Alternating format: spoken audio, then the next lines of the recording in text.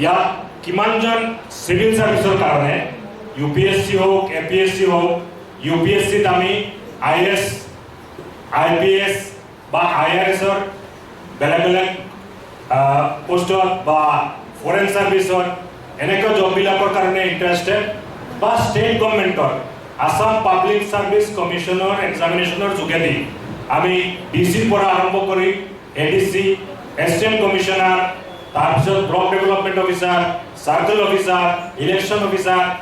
এনেকুৱা বহুত যি হাই প্ৰোফাইল জবস আছে তাৰ কাৰণে কিমানজন ইন্টাৰেস্টেড আছে ইয়াত यूपीएससी एपीएससी কাৰণে okay girls are not that much interested boys are more interested only a few girls are turning out মই সেশনত যোৱাৰ আগত দুই চাৰিটা কথা ক'বলৈ বিচাৰিছো যে আমি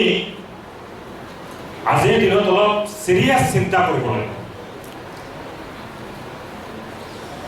আজি আমাৰ আইএএস আইপিএস বা এপিএসসি আমাৰ অসমৰ পৰা বিশেষকৈ ইউপিএসসি আমাৰ অসমৰ পৰা এই বছৰ মাত্ৰ এজনে স্থান পাইছে হয় ন প্ৰতি বছৰ ম্যাক্সিমাম 2 জন 3 জন 4 জন 5 জন এনেকুৱা পায় তাৰ বেছি নাপায় কাৰণটো কি হ'ব পাৰে এই যে ইমান কম success rate UPSC what can be the reasons কি হ'ব পাৰে কওকচোন কাৰণটো কি হ'ব পাৰে কওক যাৰ যদি মনত আহে কওক जी lack of guidance one answer yes interest নাই yes আৰু lack of awareness আৰু confidence আৰু কি হ'ব পাৰে কওক hard working নহয় okay আৰু কি হ'ব পাৰে স্যাৰ যাবৰ মানে ইচ্ছা থাকিলে তথাপি এৰেফালে যে ভয় লাগে আমি কৰিব পাৰিম নে নোৱাৰিম এইটো কনফিডেন্স আমাৰ মানে আমি এইটো ট্ৰেক কৰিব পাৰিম নে নাই ওকে আৰু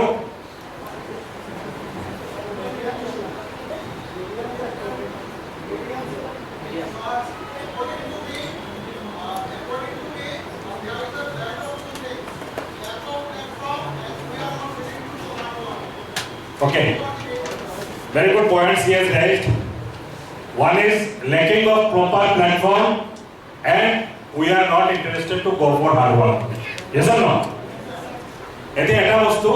he has come up with lack of platforms moi ei bostur upor olop kobo bisarisu je platform nai mane ki UPSC পড়া সুযোগ আমার কারণে নাই এটো তো কথা হয় না এপিএসসি পড়ার সুযোগিতা আমার ওচৰত নাই এইটো নহয় মই এতিয়া সুযোগিতাৰ কথা কওঁ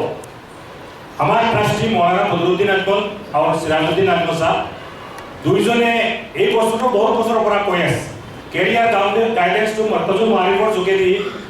20 বছৰমান আগৰ পৰা আৰম্ভ কৰিছে যেতিয়া ইউপিএসসিৰ এনেকুৱা পুৱাৰ পাৰফৰমেন্স অসমৰ ছাত্ৰ ছাত্ৰীক দেখা পালে তেওঁলোকে কলে আমি ইউপিএসসি আমাৰ ছাত্ৰ ছাত্ৰীসকলক এনকাৰেজ কৰিব লাগে এনেকুৱা কিছুমান কেৰিয়াৰ গাইডেন্স প্ৰগ্ৰাম আমি হাতত লৈছো আমি প্ৰায় 12-15 বছৰৰ পৰা হামদৰ্দ ষ্টাডি সাৰ্কুল তেওঁলোকে ফ্ৰী কোচিং প্ৰভাইড কৰে টকা মিলাই মাত্ৰ মাহিলী 5000 টকা দিয়াৰ হলে এজন ছাত্ৰ তাতে থাকি গোটেই বছৰ বেস্ট কোচিং ইউপিএসসিৰ কাৰণে পায় ইয়াতে কিছুমান আছে যিসকলে অলৰেডি এইটো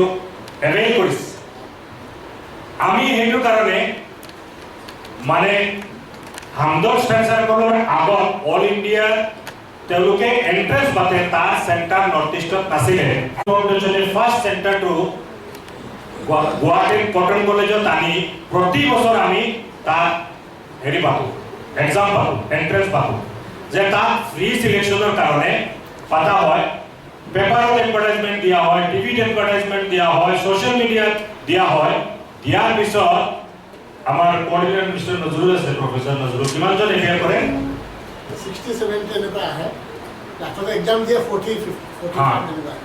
মানে 60-70 এপ্লাই করে এই এন্ট্রেন্স টেস্টৰ কাৰণে আৰু এপিয়াৰ কৰে এৰাউণ্ড 50 ক্ৰছ নকৰে, কেতিয়াবা 47, কেতিয়াবা 49, 48 এনেকৈ এপিয়াৰ কৰে।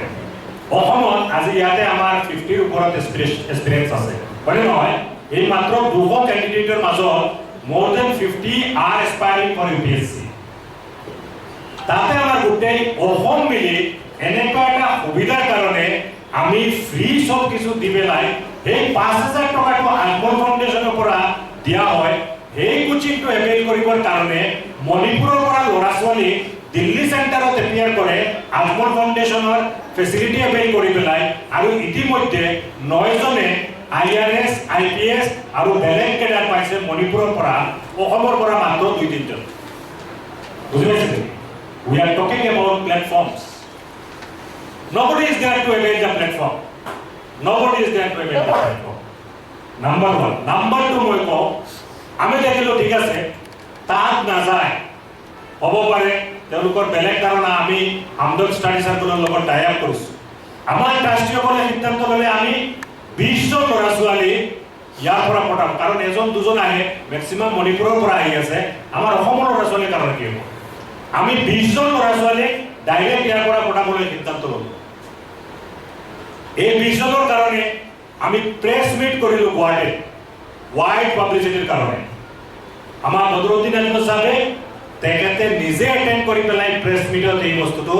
ল'ৰা ছোৱালীৰ জ্ঞাতাৰ্থে ফৰ দ্য এৱেৰনেছ এইটো এড্ৰেছ কৰিলে,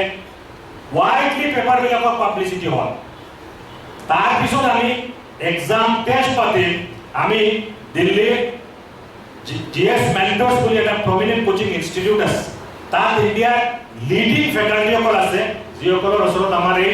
কোঅৰ্ডিনেটৰসকলে অলৰেডি কোচিং লৈছে। তাৰ লগত আমি টাই আপ কৰি ইণ্টাৰভিউ ডেট পাতিলোঁ, আকৌ পেপাৰ এডভাৰটাইজমেণ্ট দিলোঁ, টিভিত এমাহমান ধৰি পেলাই স্ক্ৰলিং নিউজ চলি থাকিলে। তাৰপিছত আমি ছ'চিয়েল মিডিয়াত যিমান সম্ভৱ আমি পাব্লিচিটি কৰিলোঁ। সেই ইমান পাব্লিচিটিৰ পিছত 20 জন অসমৰ ল'ৰা ছোৱালীক আমি দিল্লীত পঠাম। এজনৰ পিছত 3 লাখ টকাকৈ খৰচ হ'ব। তাতে 1.5 লাখ কোচিং ফিজ আৰু 1.5 লাখ টকা পোৱা আমি 3 লাখকে তেওঁলোকৰ ওচৰত তেওঁলোকৰ পিছত খৰচ কৰিম, তাতে পঢ়াম। তাৰ কাৰণে ইমান পাব্লিচিটি কৰি ইণ্টাৰভিউ পাতিম, ৰিটেন টেষ্ট পাতিলোঁ। ৰিটেন টেষ্টত ফাৰ্ষ্ট ৰিটেন টেষ্টত 127 জনে এপিয়াৰ কৰিলে। 127 জনে এপিয়াৰ কৰিলে free 100%. You are not to spend a single penny from your pocket. Candidate নাই। আমি 20 জন মিলাব পৰা নাই। আমাৰ এক্সপেৰিয়েন্স সিভিল সাৰ্ভিস অফিসাৰসকলে আহি ইন্টাৰভিউ কন্ডাক্ট কৰিলে। ফাৰ্ষ্টত কোনো পধ্যে আমি মাত্ৰ এজনী ছোৱালী নম্ৰতা বৰুৱা বুলি গুৱাহাটীত, তাই প্ৰপাৰলি কোৱালিফাই কৰিছে। 9 জনক কম্প্ৰমাইজ কৰি পেলাই ঠিক আছে আমাৰ ল'ৰা ছোৱালীবিলাকে আগবাঢ়ি নাহে, বাকীবিলাকক আমি অলপ এনকাৰেজৰ সুযোগ সুবিধা দিওঁ। 9 জনক অল কনচিডাৰেশ্যন আমি তাত পঠালোঁ। 10 জন আমি পঢ়ালোঁ। সেকেন্ড বেচত 11 জন পঢ়াইছোঁ। থাৰ্ড বেচত আমি 14 জন পঢ়াইছোঁ। আৰু বহুতে ভাবে খালি চাগে আমি এটা কমিউনিটিৰ কাৰণে, সকলো কমিউনিটি মিলাই, সকলো হিন্দু, মুছলিম, খ্ৰীষ্টান, শিখ সব কমিউনিটিৰ কাৰণে ইয়াতে পেপাৰত এডভাৰটাইজমেণ্টৰ লিখি দিয়া হৈছে। SC, ST, OBC সবকে আমৰি পেলাই আমি হেৰি কৰিলোঁ। 14 জনৰ ভিতৰত 8 জনেই নন মুছলিম আছিলে, 6 জন মুছলিম আছিলে। 11 জনৰ পিছত 6 জন মুছলিম নন মুছলিম আছিলে, তাৰ 5 জন মুছলিম আছিলে। গতিকে সকলো কমিউনিটিক সামৰি পেলাই ইয়াত নহয় কি এটা সেকশনক লৈ পেলাই আমি কৰিছোঁ। অসমৰ সকলো কাৰণে আমি কৰি পেলাইও মাত্ৰ আমি 12 জন 14 জন কেণ্ডিডেট পাইছোঁ, যাবলৈ নাই। ইয়াৰ উপৰিও আমাক কেইটামান prominent leading residential coaching institute যিসকলে UPSC কোচিং কৰাই আছে, ছাকচেছফুলি কৰাই আছে। এটা কৈছোঁ যে আমাৰ হামদৰ্দ ষ্টাডি চাৰ্কল তেওঁলোকে কৈছে জামিয়া ইছলামিয়াৰ ৰেচিডেন্সিয়েল কোচিংৰ মেইন যিজন ডেপুটি ডাইৰেক্টৰ হয় মিষ্টাৰ মোহাম্মদ তাৰিক খান, আমাৰ ফ্ৰেণ্ড, তেখেতে কৈছে ভাল কেণ্ডিডেট দিয়ক, আমি তেওঁলোকক ৰেচিডেন্সিয়েল কোচিংত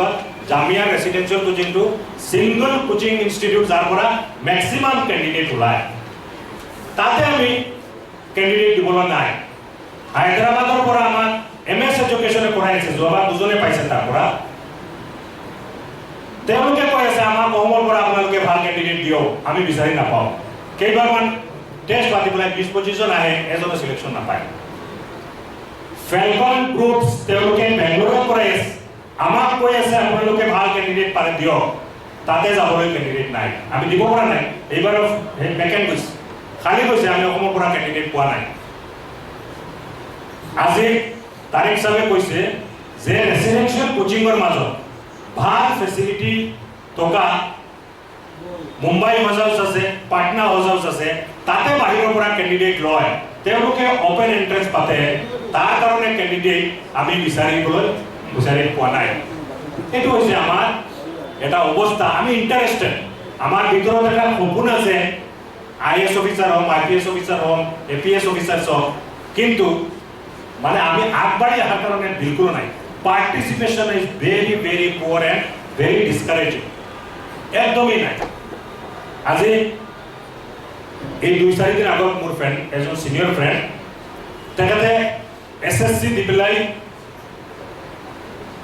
সেন্ট্রাল ডিফেন্স একাউন্টস পাইছিলে বহুত বছর আগত পাইছে এতিয়া সিনিয়র অডিটর হৈছে সিনিয়র অডিটর হৈ পেলাই তেখেতে হেদিন আহি পেলাই ক'লে 250 নিউ অফিসার্স জয়েন কৰিছে নৰ্থ ইষ্টত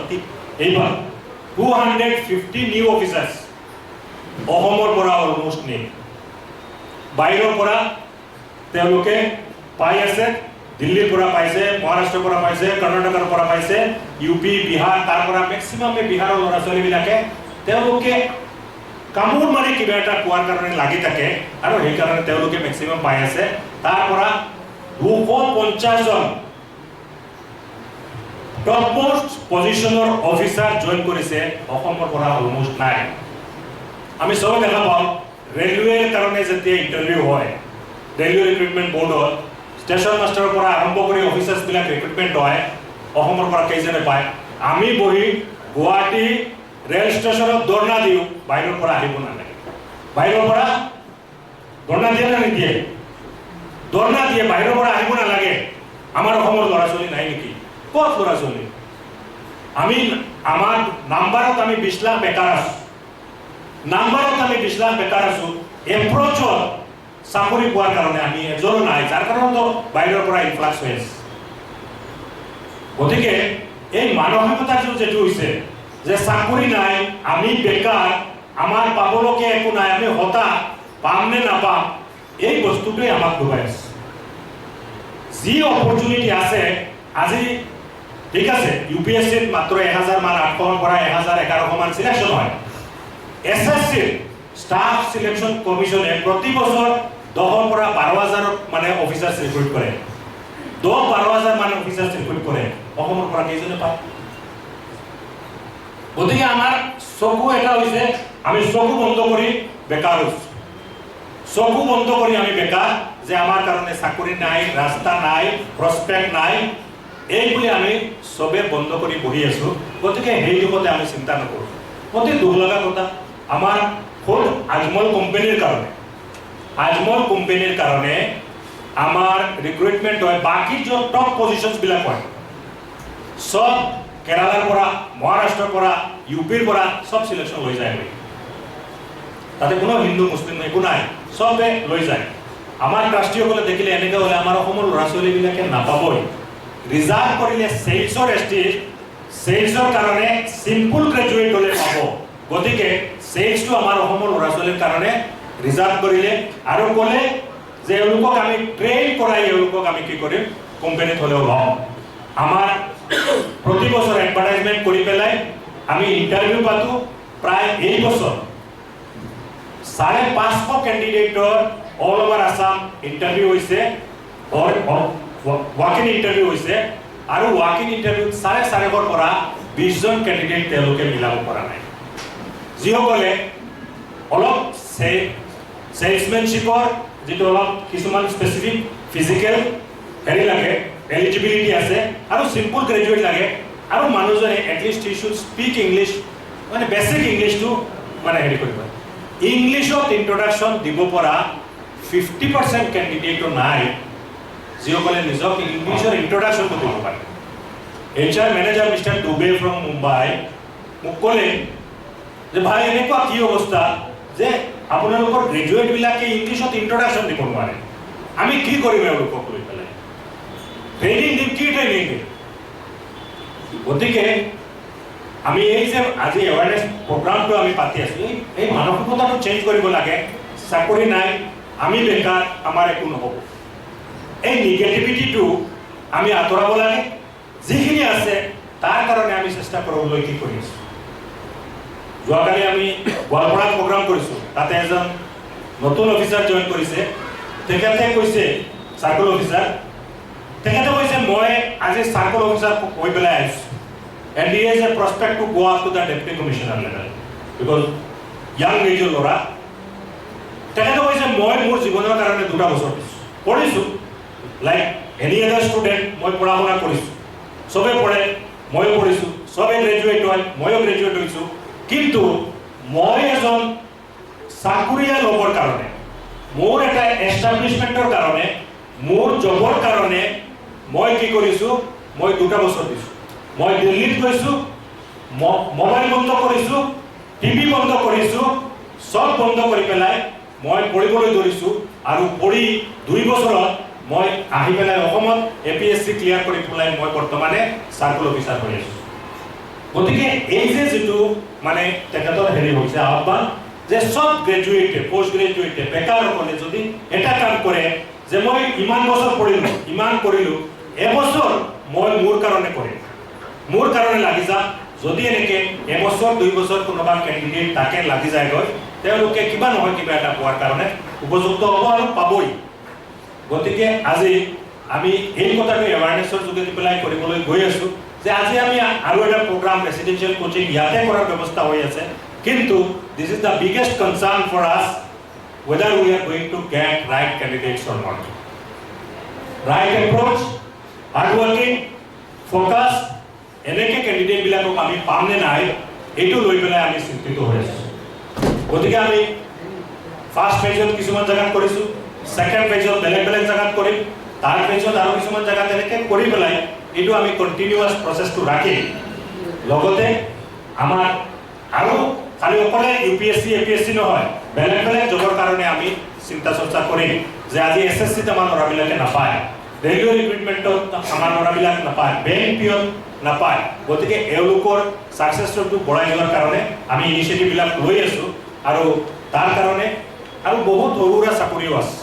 আজি সাব ইন্সপেক্টৰ অফ পুলিচ বহুতে আহে আৰু আত্ম ফাউণ্ডেশ্যনত এপ্লাই কৰাৰ কাৰণে তুমি সাব ইন্সপেক্টৰ অফ পুলিচত এপ্লাই কৰিছা বুলি না স্যাৰ নাজানো এডভাৰটাইজমেন্ট গম পোৱা নাই না গম পোৱা নাই মোবাইল আছে হয় আছে ফেসবুক চোৱা হোৱাটছআপ চোৱা বোলে চাও বুলি তাৰ মাজেদি বোলে গৈছে তুমি বাকি সব চাইছা তোমাৰ কামৰ বস্তুটো তুমি চোৱা সব বস্তু চাইছা তোমাৰ কামৰ বস্তুটো তুমি চোৱা নাই গতিকে ইয়াৰ মাজেদি বোলে গৈছে আমি আমাৰ এজন এই কলেজৰ ল'ৰা তাৰ এটা ভিডিঅ' তোমালোকক সবকে দেখাই আছো